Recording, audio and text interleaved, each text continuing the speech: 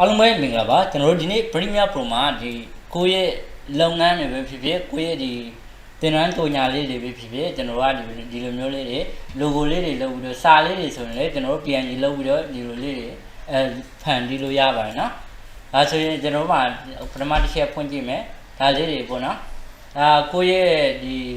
product လေးတွေကိုကိုကဘယ်လိုမျိုးဒီလိုမျိုးဖန်တီးမလဲဆိုပြီးနေ့လည်လေးကိုဝင်များပေးသွားမယ်ဒါဆိုရင်ကျွန်တော်တို့ကနေပြီးတော့ Premiere Pro ကိုဖွင့်ထားလို့ပဲတာနော်ဒါဆိုရင်ကျွန်တော်တို့မှာပထမတစ်ခုကကျွန်တော်ကဒီကောင်လေးမရှိဒီကောင်လေးတွေမရှိဘူးဆိုလို့ရှိရင်လည်းကျွန်တော်တို့ရှိတဲ့ဟာမုံလေးတွေဆိုရင်လည်းအဆင်ပြေပါနော်ကိုယ့်ရဲ့မုံလေးတွေကိုလှုပ်ထားတဲ့မုံလေးတွေကိုဒီလိုမျိုးကိုယ်မှရနိုင်တဲ့ပစ္စည်းလေးတွေကိုကျွန်တော်ကကြုံညာတာဖြစ်တယ်ဒီနေရာမှာကျွန်တော်က logo လေးအသုံးမှာဖြစ်တဲ့အတွက်ကိုစိတ်ကြိုက်သုံးပေါ့နော် logo လေးသုံးမလားသူတွေမောဒီကိုရဲ့ product လေးတွေဒီဘနာလေးကအစုံသုံးလို့ရပါတယ်အဓိကနည်းလမ်းလေးကိုသိတော့လို့ရတာပေါ့နော်အဲဆိုရင်ကျွန်တော်တို့မှာပထမဆုံးကျွန်တော်တို့ logo လေးရှိဖို့လိုအပ်တာပေါ့နော်ကိုရဲ့ logo လေးကိုဒီမှာထိထားဖို့လိုတက်တယ်ဒီကောင်လေးတွေခိုးတာလေကျွန်တော်ရလောက်မလို့မျိုးလင်းတာပေါ့နော်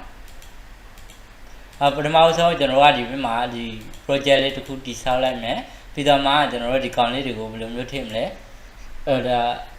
ဒီကောင်လေးတွေယူတာတော့ရပါတော့ဒီမှာ improve ဆိုရင်ရတယ်ဒါဆိုရင်ကျွန်တော်တို့မှာဒီကောင်လေးကိုဖန်တီးဖို့အတွက်ပထမဆုံးဒါ sequence အသစ်တစ်ခုယူရမယ်ဆိုလို့ရှိရင်ကျွန်တော်တို့ sequence အသစ်တစ်ခုလိုက်မှာပေါ့နော်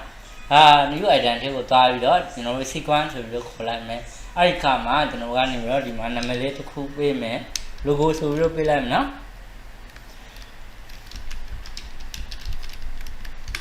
logo video ဆိုပြီးတော့ပေးလိုက်မယ်ပြီးတော့ရင်ကိုကနေပြီးတော့ဒီဘက် sign မှာကြာတော့ကိုကြိုက်နေတဲ့တာယူပါနော်ဒီဘက်ဒီကောင်လေးယူရမယ်အဲ့လိုပြောတာမဟုတ်ဘူးဒီဘက်မှာအများကြီးရှိတယ်ကျွန်တော်တို့ဒီ view လေးရှိတယ်ကိုကြိုက်တာယူပြီးတော့ရင် okay တစ်ချက်နဲ့လိုက်ဒါဆိုရင် sequence အသစ်တစ်ခုရလာပြီပေါ့နော်ပထမဆုံး sequence ရလာပြီဆိုလို့ရှိရင်ကျွန်တော်တို့မှာဒီခုနကယူထားတဲ့ဒီကောင်လေးတွေကိုကျွန်တော်ကတခါလေးဆွေးထည့်လိုက်မယ်ဆိုရင်လည်းရတယ်သူတို့မဟုတ်တစ်ခုချင်းဆွေးထည့်ရင်လည်းရတာပေါ့နော်ကျွန်တော်ကနေပြီးတော့ဒီမှာ new wing တိဆောက်ထားတယ်အဲ့ကောင်လေးကိုမှကျွန်တော်တို့ဒီထက်မှာယူပြီးတော့ switch ထည့်လိုက်ရင်၄ခုလုံးကကျလာမှာပေါ့နော် okay ဒါလေးတွေကိုကျွန်တော်ကအကြည့်သေးကြည့်မယ်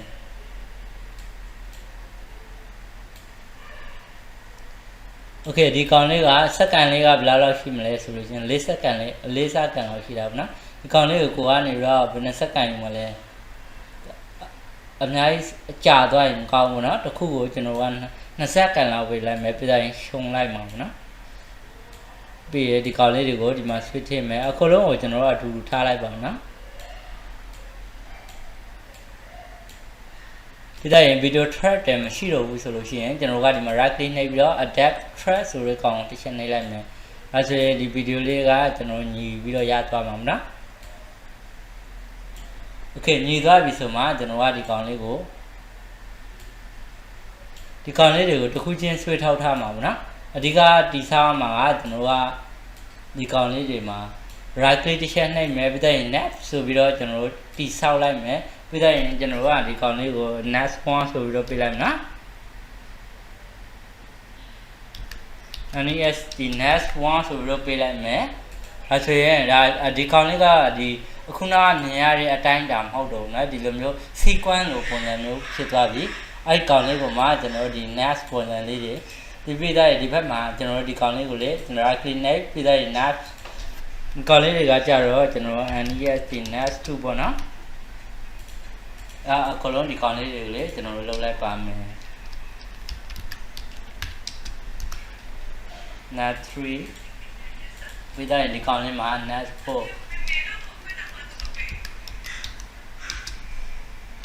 okay ဒါဆိုရင်ကျွန်တော်အကုန်လုံး next လုပ်ပြီးသားပြီဆိုလို့ရှိရင်ဒီကောင်လေးတွေကိုကျွန်တော်ပထမဆုံးကျွန်တော်ပြန်စီပြီးတော့ကျွန်တော်အညာလေးတွေခွဲရမှာပေါ့နော် scale လေးတွေကိုကျွန်တော်ကလုပ်ရမယ်အဲဆိုရင်ဒီကောင်လေးမှာကြတော့ကျွန်တော်ဒီမှာအဖက် control လေးကိုတစ်ချက်သွားမယ်ဒီမှာ scale ကိုတစ်ချက်သွားမယ်ကျွန်တော်ကဒီလောက်လေးအကုန်လုံးကိုကျွန်တော်က80လောက်လိုက်နော်ဒီကောင်လေး80စကေးမှာအကုန်လုံး80ယူလိုက်နော်ကိုမှာကိုလုံးတဲ့ကောင်လေးကိုကြတော့100ယူရှင်လေးရတယ်ကျွန်တော်ကတော့အကုန်လုံး80လောက်ပေးလိုက်တယ်ညီသွားအောင်လို့နော် Okay ဒါဒီမှာလေကျွန်တော်80 Okay ဒါဆိုရင်ကျွန်တော်တို့ဒီကောင်လေးတွေကိုပြန်လို့ဆွဲထုတ်လိုက်နော် next တစ်ခုကိုကျွန်တော်ကဘာအဖက်သုံးရမလဲဆိုလို့ရှိရင်ပထမဆုံးကျွန်တော်အဖက် control လေးကိုသွားမယ်အဲ့ကောင်လေးမှာကျွန်တော် transform ဆိုပြီးလို့ရေးလိုက်မယ် TRAN as ဒီမှာ transform ဆိုတဲ့ကောင်ကိုဆွဲထည့်လိုက်မယ်ဒီထဲမှာ next one မှာဆွဲထည့်လိုက်မယ်နော် next one ကိုဝင်သွားပြီဆိုမှကျွန်တော်ကဘာလုပ်မှာလဲ control pattern control အဖက် control လေးကိုတစ်ချက်သွားလိုက်မယ်အဲ့ကောင်လေးမှာပထမဆုံးတွေ့ရမှာကျွန်တော်တို့ဒီဘက်မှာ motion မဟုတ်ဘူးနော် motion လေးကိုခဏပိတ်ထားလိုက်မယ်ဒီဘက်မှာ transform ဆိုတဲ့နေရာမှာ scale နေရာကိုသွားရမှာနော်ဒီ scale ကိုကျွန်တော်ကနေပြီးတော့ဒီမှာဒီ scale မှာ100ရာခိုင်နှုန်းကိုကျွန်တော်0ပေးလိုက်မယ်မှာပေါ့နော်ဒါပထမဆုံးသူက0ကနေပြီးတော့အပြတ်ဘာမှမရှိတဲ့ဟာကနေပြီးတော့ပြန်ကြီးလာမှာပေါ့နော်ဒီ scale မှာကျွန်တော် keyframe တစ်လုံးချလိုက်မယ်အဲ့ကောင်လေးကိုမှကျွန်တော်ဒီလာအနေထားလိုက်မှာအဲ့ keyframe ကိုကျွန်တော်100ရာခိုင်နှုန်းပြန်ထားလိုက်ပါမယ် Okay တစ်စေဖြစ်သွားတယ်နော်ကျွန်တော်က100ထားတာ Okay ဒါဆိုရင်ဒီကောင်လေးမှာ100ရသွားပြီအဲဆိုရင်ဒီလိုမျိုးသူကနေပြီးတော့ဒီကြည့်ရမယ်အဲ့ကောင်လေးကိုမှကျွန်တော်ကနေပြီးတော့ဒီမှာချက်ထားမယ် right click ချက်နေပြီးတော့ဒီမှာ each in တစ်ချက်သွားမှာပေါ့နော် Okay ဒီမှာတစ်ချက်သွားလိုက်မယ် Okay ဒီလိုမျိုးရလာပြီဒီလိုမျိုးရလာပြီဆိုမှသူ့ရဲ့ဘင်းနားမှာကျွန်တော်ကဒီနောက်ထပ် keyframe တစ်လုံးချလိုက်မယ်နောက်ဘက် keyframe တစ်လုံးမှာကြာတော့ဒီကောင်လေးကို130လောက်ထားလိုက်နော်ကြည့်လိုက်မလား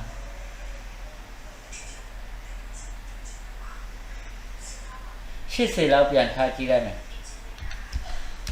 Okay ဒါဆိုရင်ကျွန်တော်သူကနေပြီးတော့ကြည့်လာတာပြန်သေးသွားမယ် Okay ဒီလိုမျိုးပေါ့နော်ဒါလေးတွေကိုကျွန်တော်ကနေပြီးတော့ဒီမှာ right click ချက်နိုင်မယ် ear out ပုံစံလေးနဲ့သွားလိုက်အဲဆိုရင်ကျွန်တော်တို့ဒီမှာတစ်ချက်သွားမယ် Okay ဒီလိုမျိုးပုံစံမျိုးအဲ့ကောင်လေးကိုမှကျွန်တော်ဒီကောင်လေးနှစ်ခုကိုဆွဲပြီးတော့ဒီဖက် channel မှာကျွန်တော်ကတ်ထားလိုက်ပါအောင်နော်ဒီမှာဆိုဒီလိုမျိုးလာမယ်ဒီလိုမျိုးပြန်ဖြစ်သွားမယ်အဲ့ keyframe နှလုံးကိုမှကျွန်တော်က keyboard control C ယူမယ်ပြီးတော့ဒီဖက်ကိုဒီလာအနေထားလောက်မှာကိုကနေပြီးတော့ဒီကောင်လေးကိုမလုပ်လိုက်မလဲဆိုဒီလာအနေထားလောက်မချမနော်ပြီးတော့မှကျွန်တော်က right click နှိပ်ပြီးတော့ piece ချလိုက်မယ်ဒါဆိုရင်ဒီကောင်လေးဒီလာအနေထားရလာပြီ Okay အဲဆိုဒီလောက်ရလာပြီဆိုမှကျွန်တော်ကဒီကောင်လေးကိုဒီကောင်လေးတွေကိုအကုန်လုံးဒီဖက် channel လေးမှာနော်ဒီဖက်ကဒီမြားလေးကိုတစ်ချက်နှိပ်လိုက်မယ်အဲ့ကောင်လေးမှာကျွန်တော်အကုန်လုံးကို select ပေးလိုက်မယ်ပြီးတော့မှကျွန်တော်ဒီကောင်လေးကိုဒီဖက်ကိုဆွဲမယ်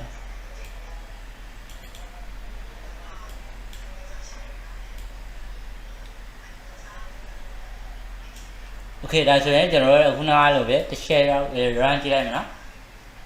Okay ဒါဆိုရင်ဒီလိုမျိုးရသွားဒီလိုမျိုးရသွားပြီဆိုလို့ရှိရင်ကျွန်တော်တို့ဒီကောင်လေးကို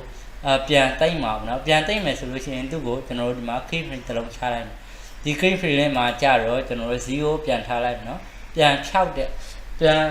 ကျင်တာဖြစ်တဲ့အတွက်ကျွန်တော်တို့0ထားပြီးတော့ enter ခောက်ချလိုက်မယ်ဒါဆိုရင်ပျောက်သွားပြီအဲ့ဒီကောင်လေးကိုမှကျွန်တော်တို့ဒီမှာ right click တစ်ချောက်ထည့်မယ်သူရဲ့ keyframe မှာကျွန်တော်က right click တစ်ချက်ထောက်မယ်ပြီးတော့ ear out နဲ့ပြန်သွားလိုက်အဲဆိုရင်ကျွန်တော်တို့လောက်ထားတာလေးကဒီလိုမျိုးရသွားမှာပေါ့နော် Okay ဒါဆိုရင်ပြန်ပြောက်သွားပြီအဲ့ဒီကောင်လေးကိုမှကျွန်တော်ကဒီကောင်လေးကို Okay ရသွားပြီဒီလိုမျိုးရသွားပြီဆိုလို့ရှိရင်ဒီကောင်လေးကိုဒီ transform လေးကိုကြာတော့ကျွန်တော်ကဒီ right click တစ်ချက်နှိပ်မယ်ပြီးတော့ copy တစ်ချက်ယူမယ်နော်ပြီးရင်ဒီကောင်လေး3ခုမှာကျွန်တော်တို့ဘာလုပ်လိုက်မလဲဆိုလို့ရှိရင်သူ့ကို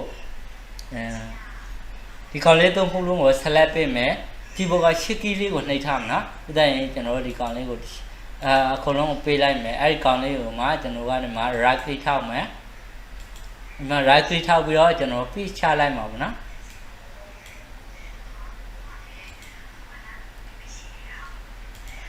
ခုနကဒီကောင်လေးကိုကျွန်တော် copy ယူတယ် right copy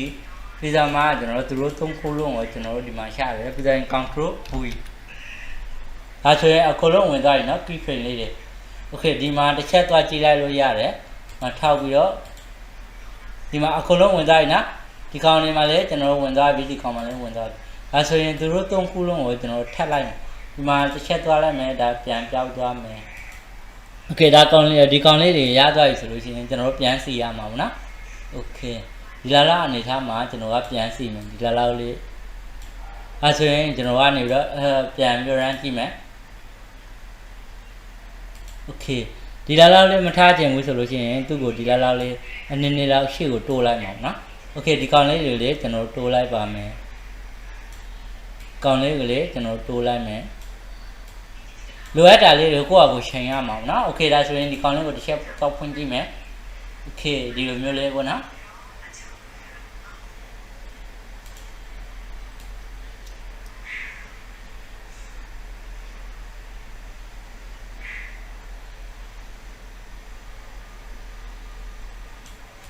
ဟောဒီကောင်လေးကိုတစ်ချက်သွားကြည့်လိုက်မယ်စကေးမှာကြတော့သူကနည်းနည်းလိုတာဗောနော်ဒီစကေးမှာကြတော့သူကနည်းနည်းသေးတယ်အားကြောင့်တော့ဒီ motion လေးကိုတစ်ချက်သွားဖွင့်လိုက်မယ်ဒီစကေးမှာကြတော့သူ့ကို okay ဒီလောက်မှအဆင်ပြေမှာမနော် okay ဒီမှာတစ်ချက်သွားကြည့်လိုက်မယ်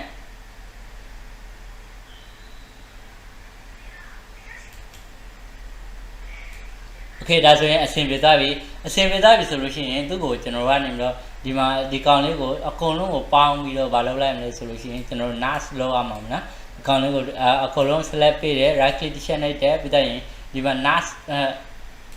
NAS ကိုတစ်ခေါက်ပေးတယ်ပြီးတော့ရင် file name NAS ဆိုပြီးတော့ပေးလိုက်နော်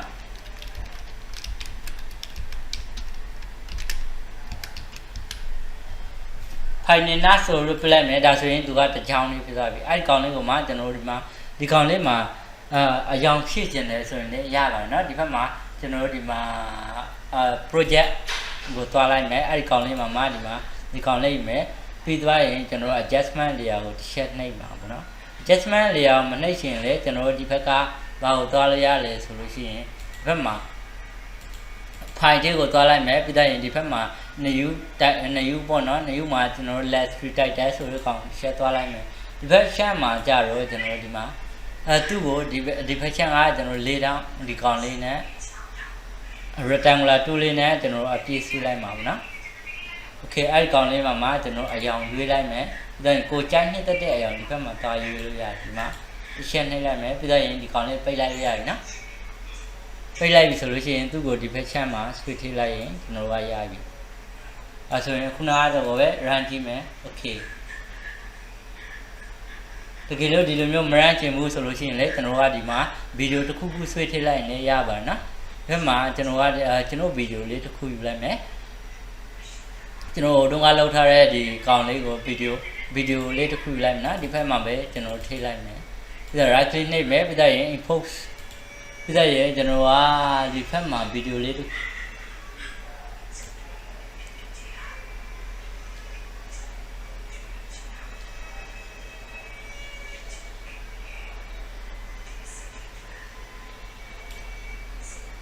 Premiere Pro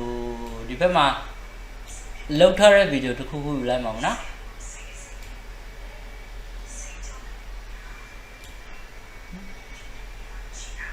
ဒီဘက်မှာ Premiere Tutorial လေးဆိုပြီးတော့ဒီကောင်လေးကိုကျွန်တော်ကဒီကောင်လေးကိုယူလိုက်မယ်ပြီးတော့ရင် Open ကိုတစ်ချက်နှိပ်လိုက်မယ်ပြီးတော့ရင်ကျွန်တော်ကဒီကောင်လေးမှာ Switch ထည့်လိုက်မယ်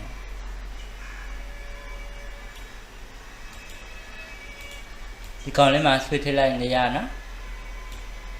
အဲဆိုရင်ဒီကောင်လေးကဒီလိုမျိုးကျလာပြီဒီကောင်လေးကျလာပြီဆိုလို့ရှိရင်ကျွန်တော်တို့မှာဒီကောင်လေးကိုဘာလုပ်လိုက်မလဲဆိုတော့ logo အနေနဲ့ထည့်မှာပေါ့နော်ဒီထိတ်လေးမှာပြီးတော့ဒီကောင်လေးကိုတစ်ချက်ဆွဲပြီးတော့ဒီမှာကျတော့ကျွန်တော်တို့ဒီမှာ file နဲ့ nav ဆိုပြီးတော့ရှိလိမ့်မယ်နော်ဒီဘက် channel လာမယ်ပြီးတော့ file နဲ့ nav ကိုဒီဘက်မှာဆွဲထည့်လိုက်မယ် okay ဒါဆိုရင် logo လေးကဝင်သွားပြီနော်ကျွန်တော်ဟုတ်လားမဟုတ်လားဒီဘက်မှာပတ်ကြည့်လို့ရတယ်ခေတ်ကိုကျွန်တော်က run လိုက်မယ် okay ဒီမှာပို့လိုက်ပြီနော်ကျွန်တော်က down လေးကနေပြီးတော့ထည့်ကျင်တာဖြစ်တဲ့အတွက်သူ့ကိုဒီမှာတစ်ချက်နှိပ်တယ်ပြီးတော့ရင်ကျွန်တော်အဖက် control လေးကိုတစ်ချက်သွားတယ်ပြီးတော့ position မှာကျွန်တော်ဒီ function မှာကိုထားကျင်တဲ့အပေါ်လားအောက်လားကျွန်တော်ကအပေါ်မှာထားလိုက်ပြီးတော့ scale နည်းနည်းသေးလိုက်မယ်ပြီးတော့မှကျွန်တော်ဒီဘက်အပေါ်ကိုဆွဲဘေးဘက် down လေးမှာထားလိုက်မယ်နော်ပြီးရင်ကျွန်တော်ကဒီကောင်လေးကို run ကြည့်မယ် okay ဒီမှာပို့နေပြီနော် Okay တကယ်တော့ကျွန်တော်ကဒီမျိုးဒီမှာအများကြီးနောက်ထပ်တစ်ခေါက်ပို့ကျင်တယ်ဆိုလို့ရှိရင် keyboard က order key လေးကိုတစ်ချက်ဖိပြီးတော့ဒီဖက် channel လေးကိုပြောင်းလိုက်မယ် Okay ဒါဆိုရင်ဒီမှာလေးပို့နေလိမ့်မယ်နော်